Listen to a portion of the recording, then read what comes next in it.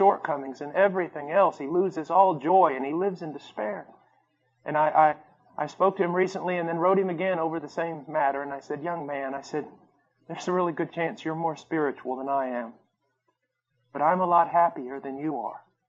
And the reason for that is your eyes are placed upon you. You hope to find your satisfaction, your peace, your salvation, your joy in your performance. I've lived long enough with God and failed enough times to know that's an impossibility. I look to Christ.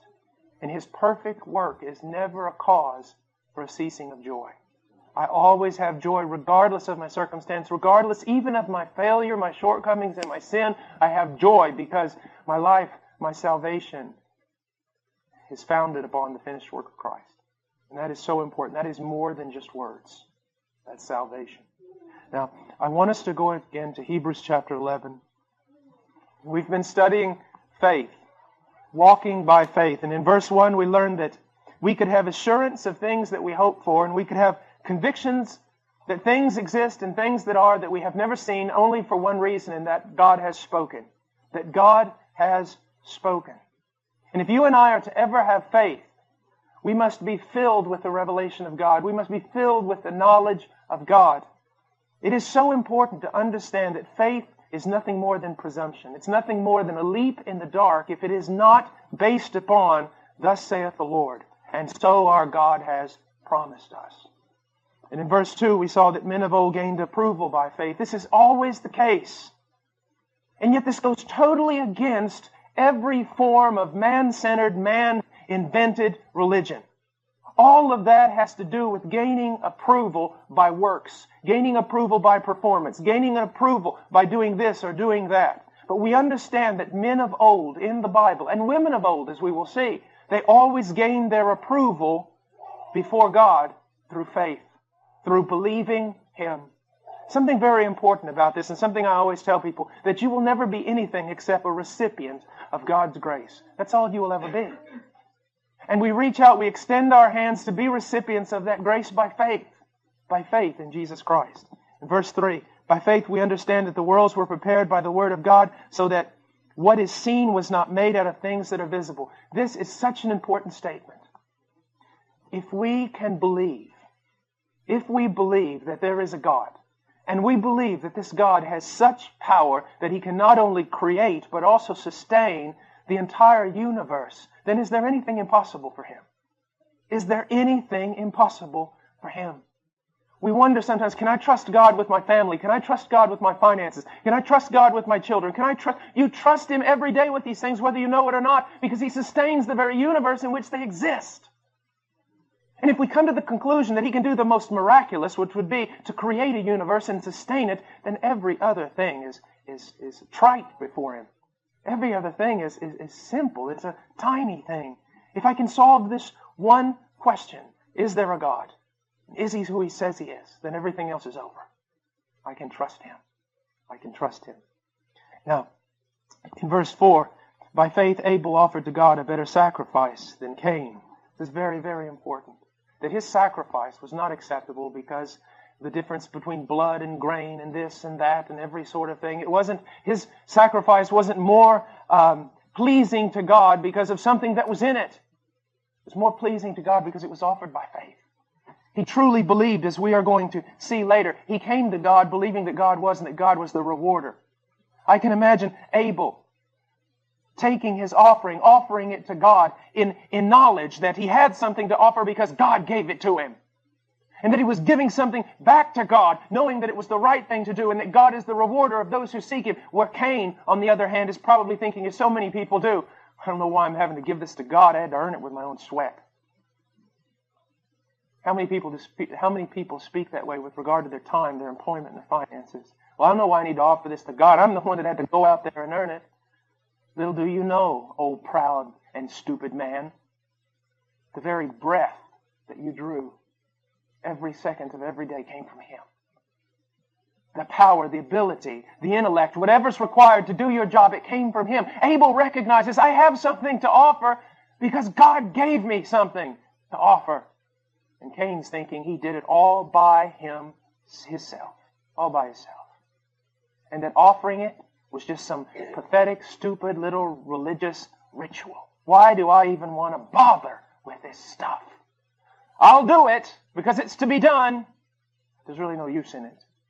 Now, none of us would say that, but we spoke last night about something very important. We do many religious things, even good things, not by faith. When we sing a hymn unto God, when you say it here this evening, it should have been by faith, believing that God is, believing that God receives such a sacrifice, believing that it was pleasing to God, that it was actually doing something, that it was actually reaching the throne of God, that God was actually hearing your song, your singing, your heart.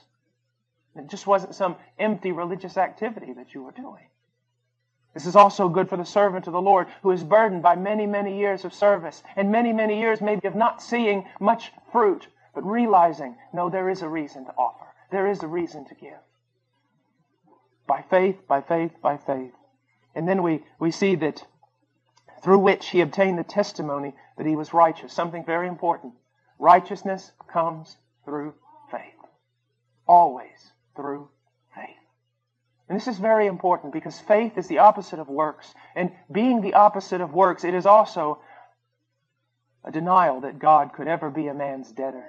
Do you know when I study religion and I study things of that sort and study cults and everything else that sometimes I have to study, I'm well aware of something.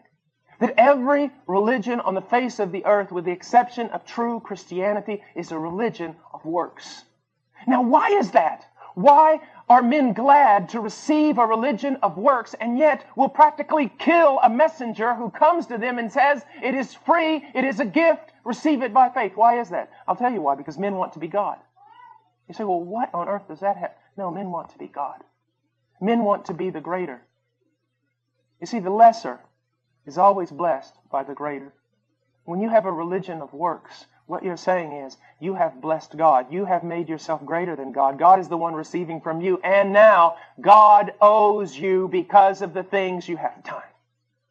And that's why men love works so much. They would rather have a religion of works than a religion of salvation through grace and by faith. But we see that men have always been approved. They've always been declared righteous only by faith. And then it goes on in verse 5, by faith Enoch was taken up so that he would not see death. And we spoke about that last night. There's a very, very important part here. It says, and he was not found because God took him. I love that. I would like for God to do this to me. You say, well, that's preposterous. God doesn't do that anymore. Where did you read that? God can do it if He wants to. God can do anything He wants to. But I would like that to happen to me. I really would. It would be nice not to die. It says here something very important. He did not see death, and he was not found because God took him up, for he obtained the witness that before his being taken up, he was pleasing to God.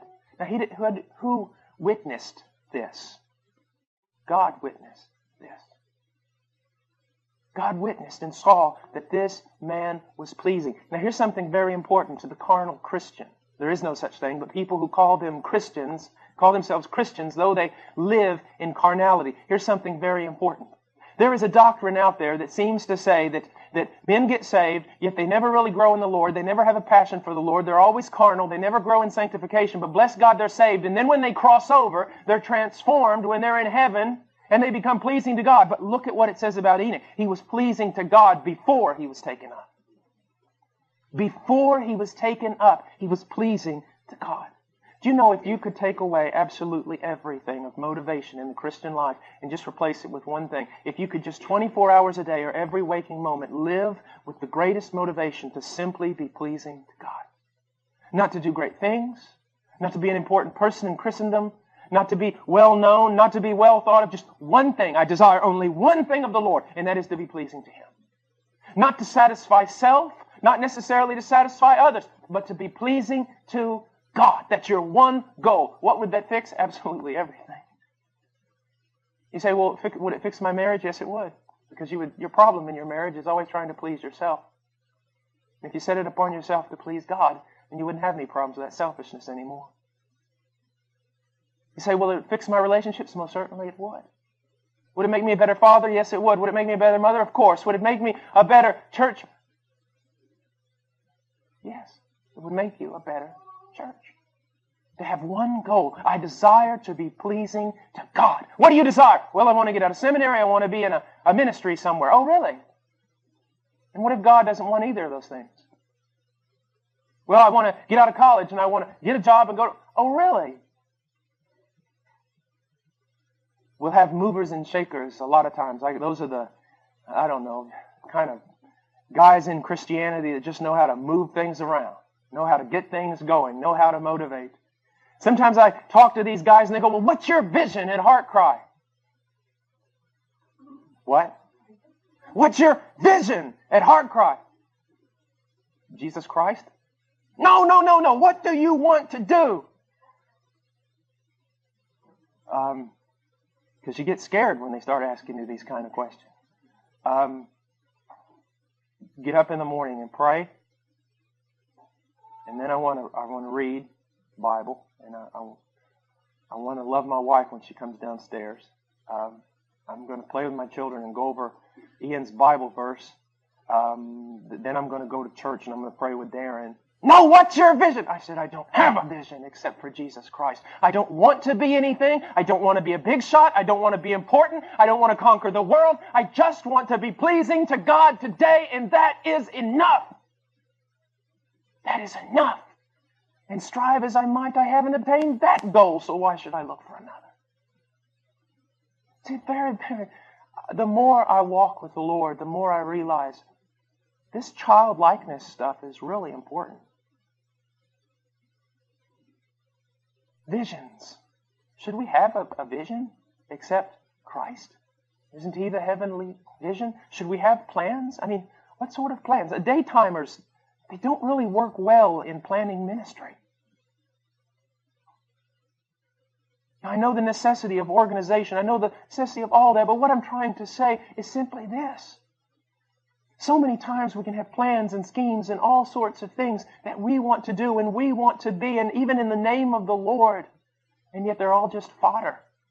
They're all just sawdust. And God will come and tear them all down and say, I just want this from you. What would it be like if tonight we just simply captured this one thing of, I want to be pleasing to the Lord? When we dismiss, while we're sitting here listening to the message, my thoughts, I want them to be pleasing to the Lord. And when I walk around and meet with brothers and sisters in Christ, well, in that time of short fellowship, I want to be pleasing to the Lord. And when I go home tonight and sit around the table over those marvelous cookies you made, I might say, over those cookies, I want to be pleasing to the Lord. And that's all I wanted. And then I want to go to bed. That's it.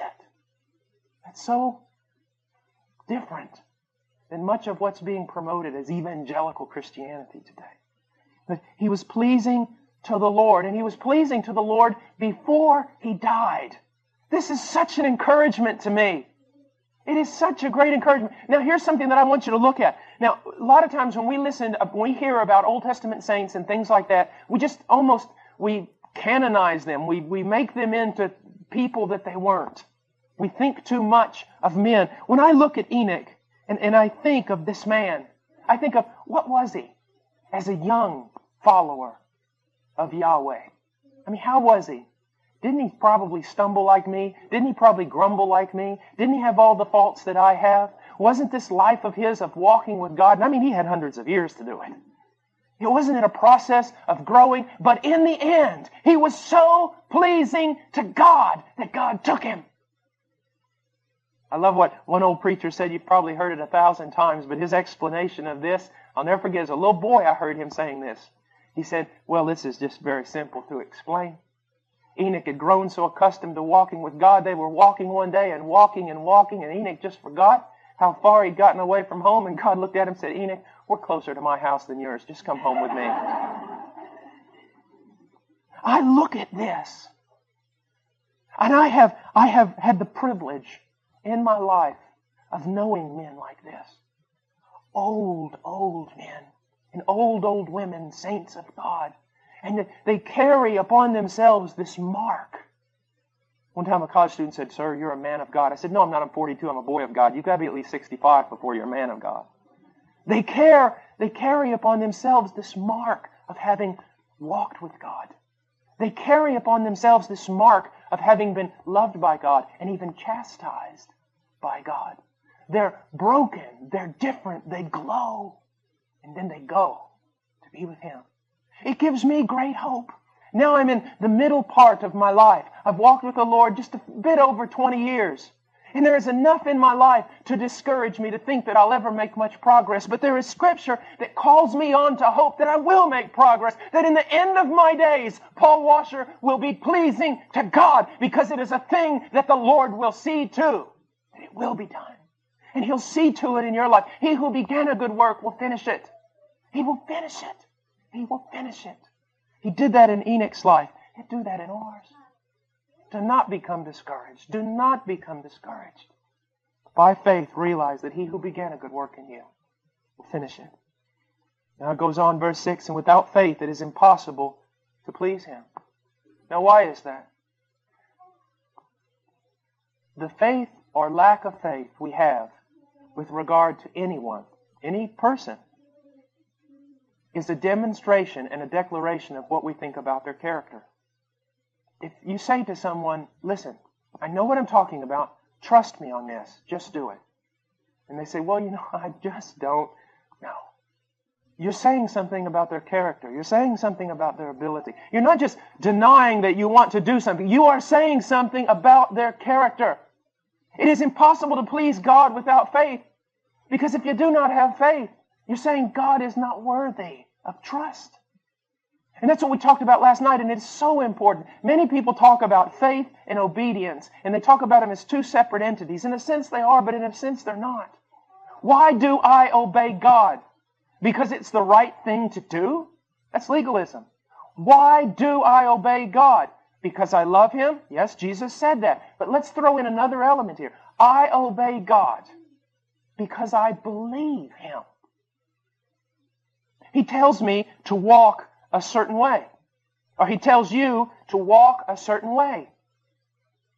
You do that not just because obedience for the sake of obedience. You are obeying Him because you believe that what He says is right. When you disobey God, you're looking up at Him and you're saying, as I said last night, one of two things. One, God, you are ignorant.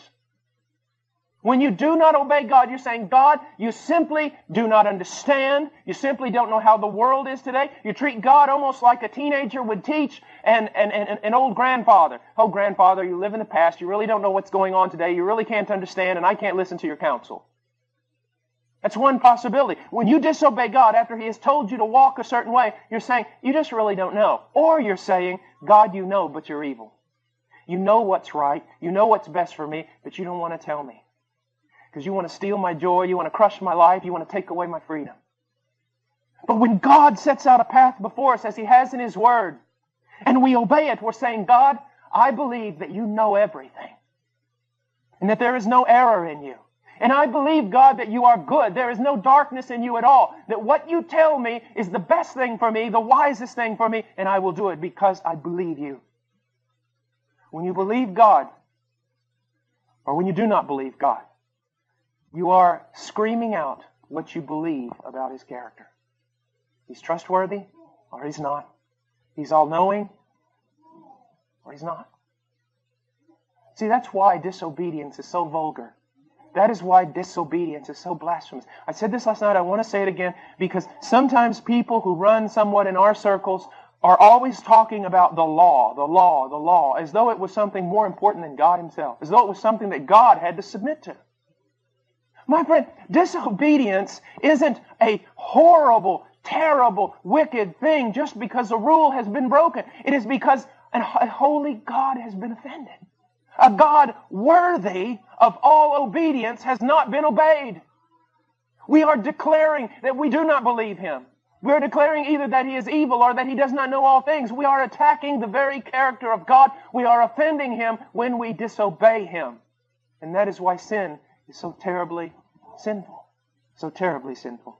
Now, it is impossible to please God without faith. Now, I want you to think about something. Jesus headed off to do what He needed to do, and the disciples said, look, they want to kill you there. Don't go back in that area. And He says, I'm going anyways, and they look at each other and kind of shrug their shoulders and say, well, let's go die with him. Now, in a sense, they were loyal. In a sense, they were being devoted, but they weren't believing. They were doing something, believing that it would result in nothing. You say, what are you trying to say? I'm trying to say that there is I hate to use this word, but there's a real optimism in faith. There is a real optimism in faith. And I know you can take that and do silly things with it, so don't. But there's a sense of being optimistic that when God has commanded me to do something, there's a reason for it, and there is an end result. Although I might not see the promise, although I might not grasp it in my hand, there is an end result, there is a reason. I will do this. Why? Because God is true. Because He is, and He is the rewarder of those who seek Him. If I obey Him, there is a reason for it, an end result that is good. I see so many people that almost treat themselves as though they were martyrs and martyred by God. I'll serve Him for the sake of nothing. I had someone come up to me one time and they said, you just give so much to God and being a missionary and doing all this stuff. And I said, what are you saying? Well, you're just so, humble and giving and full of piety and so selfless. I go, man, you have been reading all the wrong books. I said, you've got it all wrong. He said, well, then why are you in the jungles of Peru and doing all these things? I said, because I studied finance at the University of Texas. He said, what? I said, yeah, I studied, a lot of things like that. I was going to be a lawyer, and I was going to, investments, and I studied all that. That's why I'm doing this. He goes, what are you talking about? I said, I'm talking about investment. That's what I'm talking about. Young person, I'm talking about investment. It has very little to do with piety. It has very little to do with being selfless. It has to do with, do I believe that God is and that He is the rewarder of those who seek Him? I have one life, and as I was sharing to the young people this afternoon, this is not a dress rehearsal. I don't get a second chance. I have one life. Now the question comes down to, how am I going to invest it? If God is, and He is the great rewarder of those who seek Him, then seek Him I shall. I've got two options here. I've got two portfolios. Don't I? I've got Satan, CEO of a company called the world, sending out every kind of advertisement possibly I can be bombarded with to invest everything I have in him. I don't know about you, but if I'm going to do any kind of investment, I'm going to check out the CEO. I'm going to check out the company, and I'm going to check out those who have invested and see how well they are doing. Well, I want to tell you something. I've looked at the CEO. He's never kept a promise as long as he has existed in his fallen state. And I've looked at his company. It is in shambles. It is in absolute shambles. And I've looked at those who have invested their lives in his way, and they are in hell. And I don't want to seem trite. I don't want to seem irreverent or anything. But I've looked at the other portfolio, and there stands the Lord Jesus Christ. Truth incarnate. Faithfulness incarnate. Selflessness incarnate. Who's laid down His life on my behalf and offers me a kingdom that will not perish. This has nothing to do with some little missionary and his piety. This has to do with finance. This has to do with investment. How are you going to invest your life? Do you believe that God is and that He is the rewarder of those who seek Him? Do you believe that? Do you believe that this world is passing away? Do you believe that there is a kingdom coming? Do you believe in things that eyes have not seen and ears have not heard? Have you caught a vision of the one who died, yea, rose again from the dead? Have you had a glimpse of His faithfulness? I was very young, very strong. I'm middle-aged. Tomorrow I'll be old. Just imagine right now, if for the last 20-some years I had been an unbeliever and invested my life in this world. Here I am. I'm 42. I'm not going to get stronger. I'm not going to get younger. I'm definitely not going to get better looking. What's happening? I've hit the other side. And if I had invested these last 22 years of my life in this world, as I stand here right now, would I have such joy? No, I would be saying glass half empty instead of glass half full. I would be saying half my life gone, the rest of it, it's just rolling downhill. But you see, it's completely the opposite for me. This candle is going out because the sun is rising. When the sun rises, you don't need candles. I've got max. Who knows? My luck, I'll have to live here till I'm 120, but 40 more years. 20 in Christ has flown by. 40 is going to go faster. And then I'm there. You say, yes, the end comes. No, the beginning comes. The beginning. The beginning comes. So here's the question. Do you believe that God is? Yes, I do. Well, do you believe that He is the rewarder of those who seek Him? Then seek Him, that He might work out His purposes in your life. Don't worry about the purposes of others, the purposes of God in others, just God's purpose for your... Seek Him. A lot of people today, they don't want to talk about rewards, and a lot of people, that's all they do is talk about rewards. I talk about rewards because the Bible talks about rewards. Now, I don't have a clue as to what they are. I just know much has been promised to me. I just know that God is, and He is the rewarder of those who seek Him. I hear sometimes people will say to an old saint or say to a missionary, you've given up so much, and they just look at the person like, you don't even have a clue as to what I'm doing, do you? I've given up so much? What does that say about your view of God? What have I given up? Sin? Death? The grave? A torturous, meaningless life on this planet? What have I given up? Please, write out the list really quickly so I can speak to God about these things. Surely He'll want to know.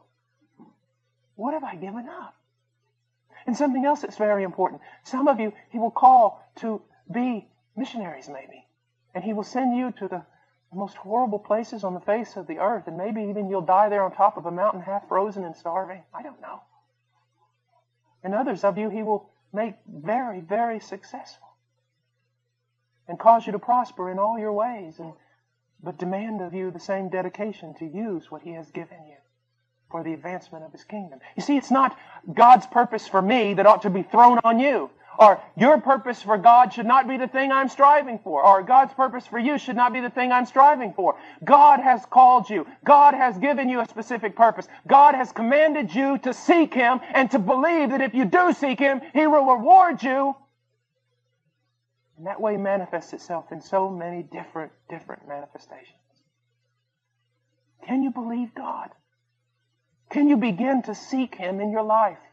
So much in our world and so much in Christendom, so much of our culture is designed to build a wall around us so that we don't listen to God. A kid studies and he gets 18 and he's, where's he going to college? I don't know if he is. What do you mean you don't know if he's going to college? What do you mean you don't know if your son's going to college? You went to college? Yes. What about your son? I don't know. Well, what do you mean you don't know? Everyone goes. No, not everyone goes to college. God could command my son to put on a backpack and go to Iraq, preach one message, and be shot down. You see, we assume too much. God naturally wants this to happen to me. No, God might not want this to happen to you. Well, God naturally wants me to take this. No, not necessarily. You need to reopen your life and get rid of many of the presuppositions that you have that are built into you, not by the Word of God, but by your culture, that is dictated and set out a path for you to walk in. God has dictated and set out a path for you to walk in. And the two are never alike.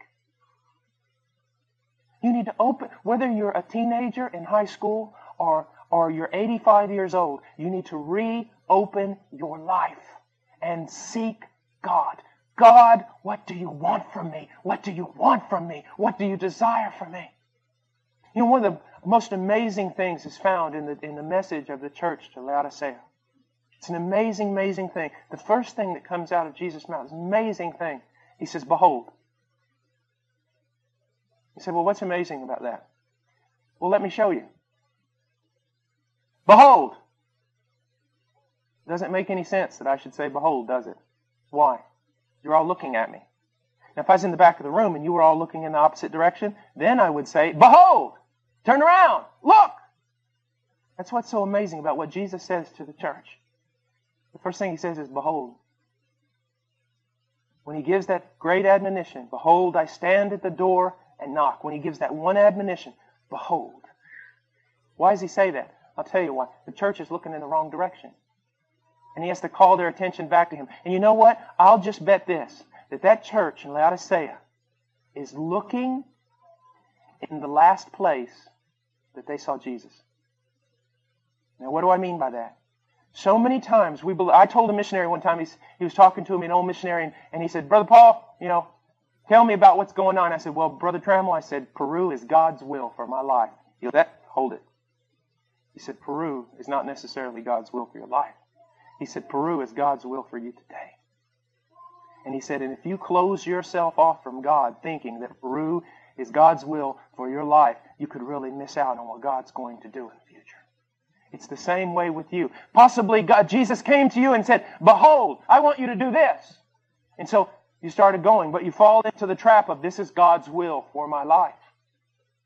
And you're missing the fact that maybe now he wants you to go into another direction, or maybe he wants you to run in a different way, or do a different thing. And so we always have to be seeking him, always believing that he is the rewarder, never getting trapped in some spiritual rut thinking, okay, this is what I do, this is what I do. Now God doesn't have to talk to me anymore. We have to believe. We have to believe that he's the rewarder of those who seek him. And you have to begin seeking him again if you're not seeking him now. Every aspect of your life, you ought to seek him. Every aspect. I don't care what it is. You're going to go buy a pair of socks tomorrow.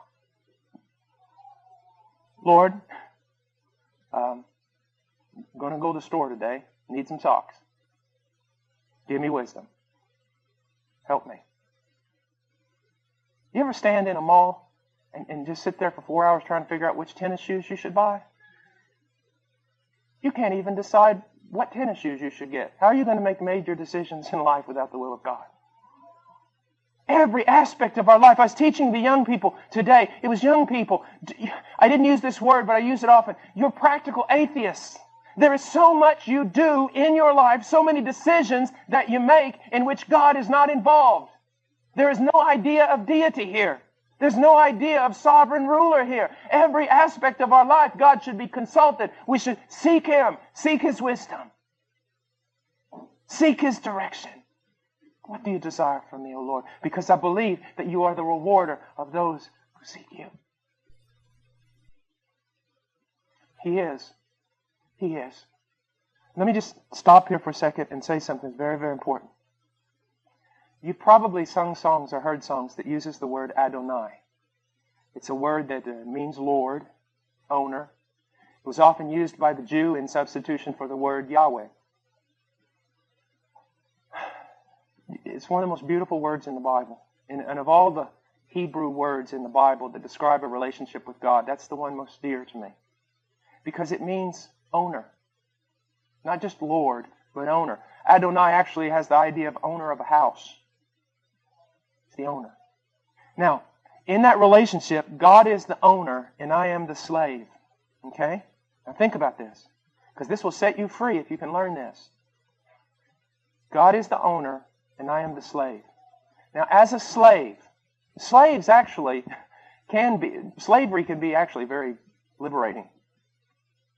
As a slave, I get up in the morning, I go to bed at night, I have only one concern as a slave, the will of my master. That's it. Think about talk about reductionism, simplifying life. I only have one concern, the will of my master. I get up in the morning, Master, what is your will? Midday, Master, that was finished. What is your will now? Go to bed, right before bed, Master, I'm going to bed. Tomorrow, start again. They said, well, what's great about that? I'll tell you what's great about that. Slaves only have to be concerned with one thing, the will of their master.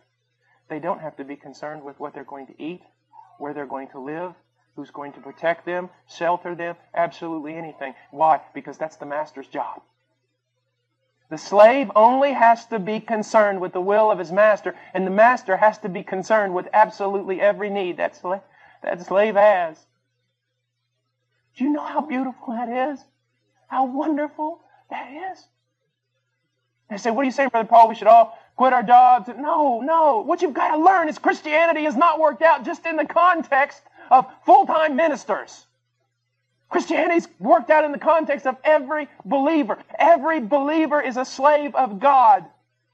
I have a doctor in the audience tonight. A doctor, he gets up in the morning. Yes, he's got to look at patients. He's got to do all this stuff. He's got to figure out stuff. But underlying every bit of that is only one thing. What's your will? Well, God says, it's my will that you be a doctor. That you be good at it. But underlying all of that, there's just one question. What's your will? And then what happens? Then God has to take care. It's almost a covenant relationship the word Adonai describes.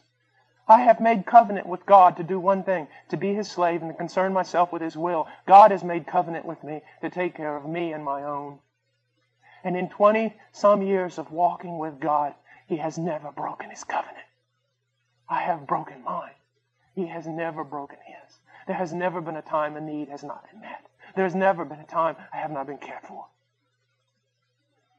He is the rewarder of those who seek Him. Make this a little pastoral. I was at a church in Barranco in Lima, Peru that was, while I was pastoring it, it grew. It had about 200 people. It was going extremely fast. A lot of things were happening. And a man who was used of God to really be a blessing to me down there, he came to me one day and he was watching all the services and all the activities and everything that was going on. And he walked up. He's like the Apostle Paul of Peru. He's a little bald-headed man. He walked up and he goes, "This is not good, Paul." And I said, "What, Brother Hurtado? What's not good?" "It's not good. You're leading your people into idolatry." And I said, "What do you mean?" He goes, "You're everything for them." He says, "They got a problem. Where do they go?" I said, "Well, they come to me. I'm the pastor." "Oh, I wasn't aware they were supposed to do that, Paul." And he had me helped me to restructure my entire ministry. So, you've got a problem. Where do you go? The pastor? Let's say I'm your pastor, and you come to me with a problem. You say, "Brother Paul, my marriage, I'm having trouble in my marriage. Things aren't going right, and I just need some counsel. I need to know what to do." I say, "Okay. What has God shown you?" "What do you mean, Brother Paul? What has God shown you? In your time of seeking Him in the Word of God in prayer, what has He shown you?" "Well, I came here. I need help." You see what's happened? They have not gone to God. We've developed some popish system that isn't biblical. I say, "Listen, dear brother, we can't work it this way. Here's what I want you to do. I want you to go home. And I want you to go home for the next week or two, however how long it takes, and I want you to seek God in prayer. I want you to seek Him in His Word, and I want Him to tell you what you ought to do." He says, "But I don't even know where to look, Pastor." "Oh, well, that's where I come in. I start writing out verses, passages for him. Here. What has He shown you?" "Well, I just didn't have time to seek." "I'm sorry, I can't help you either." Or, "Pastor, I've sought, but there's still some confusion, and well, now I can work with you. You've gone to God. You're seeking God. You're believing that He is the rewarder of those who seek Him. It is to take the congregation and to not substitute ourselves and put ourselves in the place of God, but to lead the congregation to run to God with every need, to be there in counseling, to be there to help clear away confusion, to be there to help with doctrinal issues, but to always send the congregation immediately and first of all to God and teach them to learn to seek God and to believe that He is and He's the rewarder of those who seek Him." We have to be very, very careful about the things that we do in church. Very careful. It's to turn to God. To whom do you turn? when you've got problems and different things in your life that are going on, usually we'll confide in a friend even before we'll confide in God. Usually we'll talk to all sorts of people, get all sorts of opinions, but we won't wait upon God. Or we'll cry out to Him for a minute and then become discouraged and immediately get on the telephone. Whatever happened about enduring in His presence and waiting upon the Lord? When the Bible talks about waiting on the Lord, it's usually always in the context of trials and needs and confusion and problems. But we want a quick fix. We want something to happen now. We want to go to a man. We want a king. When we should be seeking the only one. The one who is the rewarder of those who seek Him. I remember growing up early in my Christian walk, being in a church with a tremendous, tremendous pastor. And throughout my life, I've known, my younger life, I had the privilege of meeting men that were tremendous, tremendous men of God. And you know what was so amazing? God never allowed me to enter into any of their inner circles. God never allowed me. He never allowed one of those men to befriend me. He never allowed one of those men to take me under their arm. I always felt like I couldn't figure out, why am I the outcast? I mean, all my friends are discipled by Him. They won't even look at me. And sometimes it was resentment. Sometimes I would get mad. I think, well, what am I? Just some dead dog somewhere? No one wants to help? I knew God was training me. He wanted me to learn to look to Him and to Him alone. He sent me to Peru for years and years alone, with no missionary organization, no anything. Just a little church in a cornfield back in Illinois that was willing to send me. Why? Wanted to teach me. Look to me alone, alone, alone. I'll give you no king. I'll give you no help. I will be your helper. Now, can God use men in mentoring and discipling? Of course He can. Can He use women in mentoring and discipling? Of course He can. Are there a lot of people who influence our lives and help us in our daily walk? Of course, all that is biblical. But when it comes down to it, with everything in your life, whom are you seeking? Whom are you seeking? So many people want second-hand revelation, don't they? Moses, we can't stand to be in the presence of God. You go there and then you talk to us. What a thing they traded off on that day. What a privilege they traded off on that day. Can you go to your pastor for counseling? Of course you can. But to whom should you go first? To God. Because He is, and He's the rewarder of those who seek Him. Before I go into verse 7, I want to iterate something that is of such importance, something of grand importance. I have met missionaries who have given their lives on the mission field. I have met people who have lost it all on the mission field. But if you were to even hint to them that they had somehow given some great sacrifice to God, they would become nauseous. And I mean that. Because God is the rewarder. No one can outgive God, because God is no man's debtor. You cannot outgive Him. You cannot be kinder. You cannot be more faithful. You cannot be more generous. You cannot be more selfless than God. Like one preacher told me one time, goes, you got a little shovel, God's got a big shovel. You shovel it out, He shovels it in, His shovel shovels more than your shovel. And I have seen that. I have seen that. Over and over and over again. So many stories that I could just right now tell you that God has worked for me. So many testimonies of His faithfulness in our mission. So many times Him coming through at the last hour in unbelievable deliverance. So many times. I set myself many years ago to follow the example of George Mueller. Because as in his day, he desired to show people that God would meet the needs of a ministry, even if that ministry never made their needs known to a single man. And we have set upon ourselves to do that very same thing. And all the days of my life that I have practiced this, not one time has God failed. Not one time. We were in tears this evening talking about God's faithfulness in the mission, because If some of you know of George Mueller, he would present a presentation twice a year, once a year, about how God met all their needs. Now, he would never make that presentation when they were in the midst of a trial, because he didn't want people to see that they had needs and then be motivated to give. He would always wait until the trial was totally over and the victory was won. About 2 months ago, for the first time in my life, I sat down in my office and I felt God say, okay, now, write. Tell, write from this day forward of my faithfulness. That was in November. We support almost 90 missionaries and their families.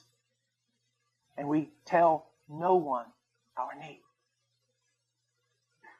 In November, the moment he told me to start writing, support stopped. It stopped. We were at the 25th day of November and not one missionary on the field had been paid. The staff had not had salaries for a month. And yet not one staff member went hungry. Not one staff member failed to pay a bill. As a matter of fact, all of us got together and figured out that somehow we prospered more without getting a paycheck than when we got one. And then it started coming, and God met every need of every missionary. He has never one time failed. Never one time in all these years. Do you read how many missionaries? 90 missionaries and their families? Do you know what that requires? And do you know that God has met it every month, every year, and never one time has He failed? Never once having to call, never once telling someone our need, and then all of a sudden, people just start giving. Go out to the mailbox after receiving almost nothing, and the mailbox is filled. God has never failed. Never failed.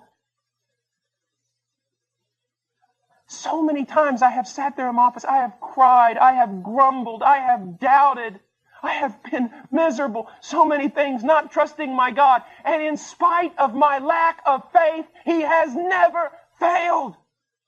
This is not about the faith of some super spiritual saint. It is about some weak, grumbling little child who can't even learn one lesson about faith. And yet God never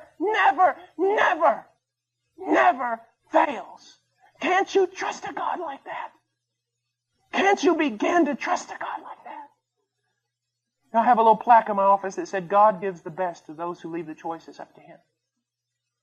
Can't you trust God with your finances? Can't you trust God with your needs? Some of you want different things and need different things, and you go in debt to get them when only if you would have waited upon God, He might have provided that very thing for you without cost.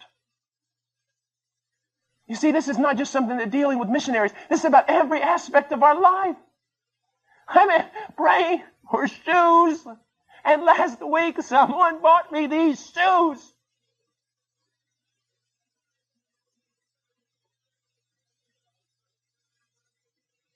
Do you see what I'm saying? Every need of yours, lift it up in prayer. Every need of yours into prayer. God so much appreciates, so much loves. Prayer is so much a part of who God is. Why? Why? Prayer to me is like singing in a round. Do you know what singing in a round is? You know, sing hallelujah to the sing hallelujah to. When you sing something and sing it back. Singing in a round. That's the way I see prayer. Someone asks, well, how does the sovereignty of God and prayer and all that work together? Well, I'm going to explain it all to you right now. This is the way I look at it in a simple, childlike way. God sings to me a prayer. In His sovereignty, there is something that He wants me to ask Him for so that He can get glory out of giving it. And so He sings to me a prayer so that He will lead me into praying a prayer that I will pray back to Him and that He will answer. Well, why doesn't God just give it? Because He wants double glory. See, if I didn't pray for it and He just gave it, I would give Him glory for giving it. But not only do I give Him glory for giving it, I give Him glory for answering prayer. Singing it around. I had a friend, Herb Williams, and I love him so dearly. You know, when I get around a bunch of Calvinists and they start bad-mouthing Arminians, I just think about old Herb. He loves God more than I think I ever will, and he's as Arminian as he can be. And if that offends some of you, well, you can just get glad in the same pants you got mad in. But I remember one time he wanted a guitar.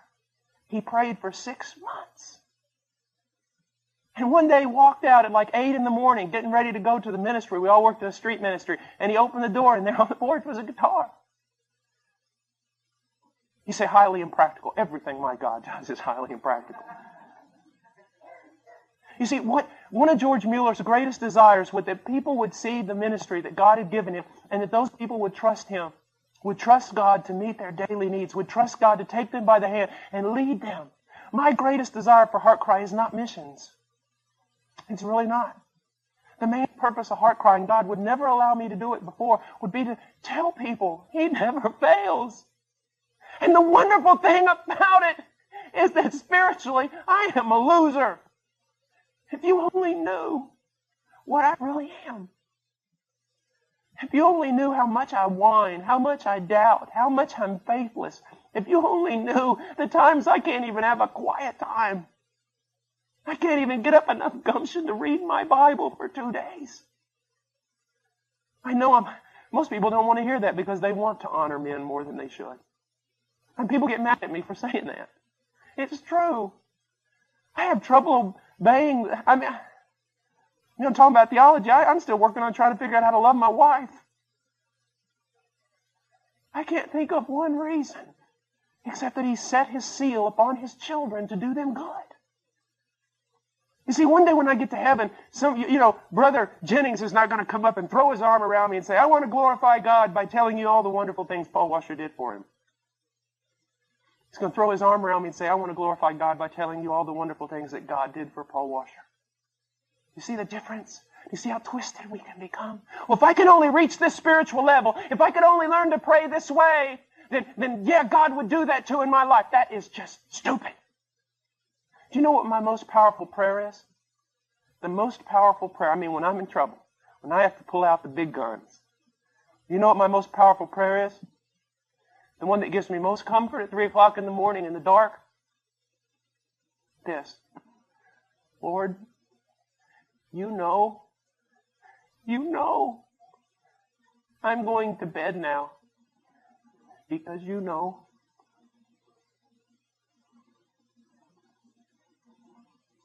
You know. Creep into the bedroom and Chad will wake up and say, how goes it? Woman, He knows. Let's go to bed. Oh, He's no good. I glory. I know this is going to go. Just listen to me before you throw a stone. I glory in my weakness. I glory. I don't want to say in my sin because that just sounds so theologically wrong. But if God can get glory out of my darkness, how do all these missionaries get paid? How this happens? There's 3 guys of us sitting in office. Me, a Lutheran who's been converted, now goes to my church, who's been a Christian for about 4 years. John Green from England. He didn't even know how to tie his shoes. And he's been converted for about 1.5 years. And we get in there and sometimes, what are we going to do? Well, I don't know. Pray. God, help us, God. That's it. And He does. And He does. I remember one time when the blessings, this was so funny because God showed this to me and Darren at the very same time, to the point we looked at each other and started laughing. There was a time, it was like a year ago or 1.5 years ago, I forget, and it was just like all the blessing cut off. Everything. And I walk in the office and Darren's in there and we're praying and then we start talking. I said, Darren, is there some sin in my life? Is there some sin in your life that's blocking God's blessing on us? As soon as I said it, I looked over at him, he looked over at me, and we just busted out laughing. And I go, are you thinking what I'm thinking? He said, yeah, I'm thinking what you're thinking. I'm going, well, a couple months ago, God was pouring out blessing all over the place. I was just as sinful then as I am now. So that can't be the reason. Now, I'm not making light of sin, and I'm not making light of holiness. You ought to hear me preach on holiness. It scare you to death. But the point that I'm trying to make is that God is not doing this because men have done something. God has set His seal upon His people to love them and to answer their prayers and to be faithful to them. You see, if it was any other way, you would walk out of here tonight, especially some of you young Christians, thinking, man, gosh, if just one day hopefully I could arise to Paul Washer's level of spirituality and faith, then God would do something great through me. If that's the way you feel, come listen to me pray sometime. You'll walk out of there going, God can help this guy. He can help anybody. He can help anybody. He is the rewarder of those who seek Him. And here's something about seeking God. It doesn't have to be a lot of noise. I know I'm telling you a lot of things just from experience tonight, but I want you to realize this. How unorthodox seeking can be as long as it's seeking. I remember when I first set up on myself to seek the Lord. I know it was a sovereign work of God because I don't know how this would ever happen in my life. It was never repeated.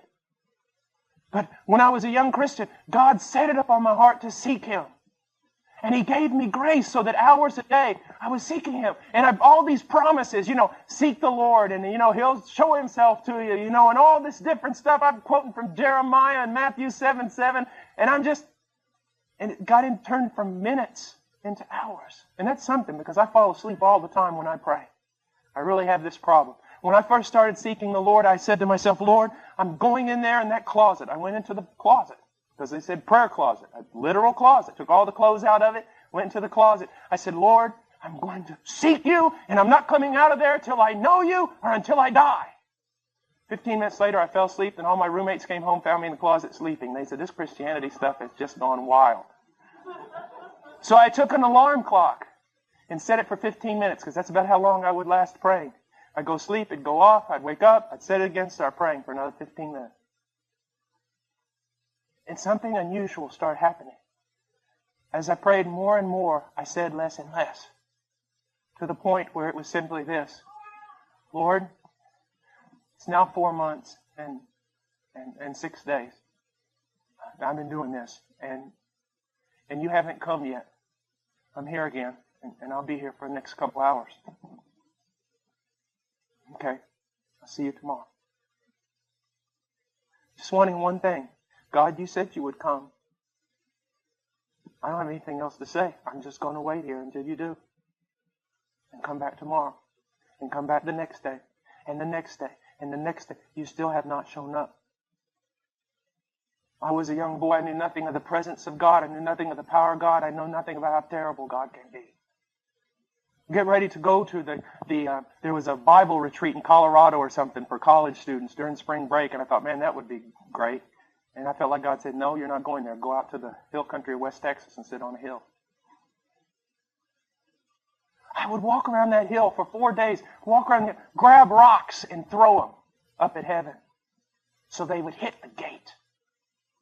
I'm still here and you have not answered. Irreverent? I don't know. Maybe it's the most reverent I've ever been. I'm still here. It's been so many months and you have not come. And then one day He came.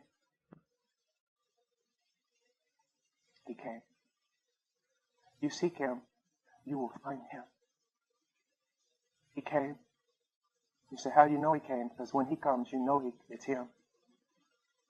He came and touched my life. And not everything changed, but some things tremendously changed. I can tell you right now that the presence of God is more real to me in this room right now than the presence of any of you looking at me. And I am not making big flowery statements. God is my witness. What I'm trying to tell you is that Christianity is not just a few things you do. It is not just a little quiet time. I hate that word. Quiet time. It's like putting your wife in a closet and coming to her at 4:30 for a half an hour saying you can come out now, and then at 5 o'clock putting her back in there again. This is quiet time.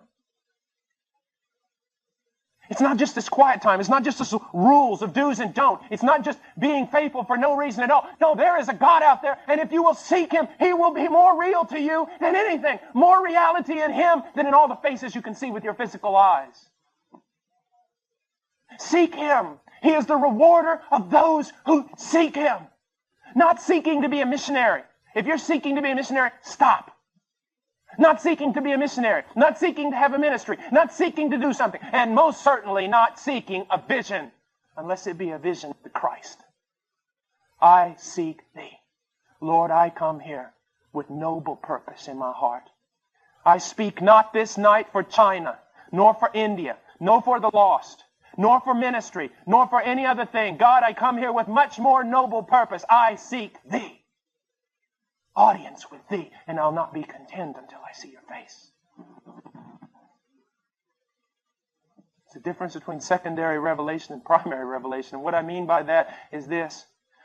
John Piper speaks a lot, says a lot of wonderful things, but in his voice, I detect a bit of reality. I detect that what he is speaking, he has felt, he has seen, he has experienced. But I go to colleges all over the country and I hear little boys quoting Piper. I hear preachers quoting Piper and quoting this and quoting Edwards and all these different things. But they're just like little parrots that are parroting something that they heard from someone else but did not go to the mount to find it themselves. It's the difference between boys and men. Women of God and girls of God. Triflers and pilgrims. Oh, that one day my boy would come to me so disturbed, finding no peace, and I'd take him by the hand and lead him out into the desert and leave him there. And say, son, there's an abundant amount of rocks here.